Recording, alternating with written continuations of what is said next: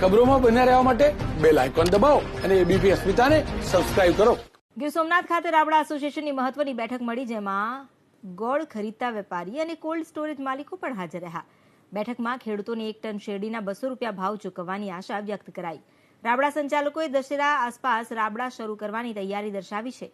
રાબડા માલિકોનું કહેવું છે કે આંતરરાષ્ટ્રીય ગોળ બજાર આધારિત શેરડીના અમે ભાવ નક્કી કરતા હોઈએ છીએ. અન્ય રાજ્યમાંથી આવતો અખાદ્ય ગોળ, જેના કારણે પણ અહીંના ખેડૂતોને પૂરતો ભાવ ન મળતો હોવાનો મત વ્યક્ત કરાયો.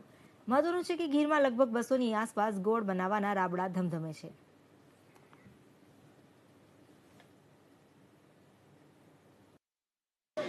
જ્યારે શુગર ફેક્ટરીઓ બંધ છે, ત્રણેય કોડીનાર, તાલાળા અને ઉનાની, ત્યારે જે શેરડી ગીર સોમનાથ જિલ્લામાં છે એ શેરડીને વ્યાજબી ભાવ ખેડૂતોને મળી રહે. અમે બધા પણ મોટા ખેડૂત જ છે, રાબડાવાળા પણ છે અને મોટા ખેડૂતના ઉત્પાદન પણ છે.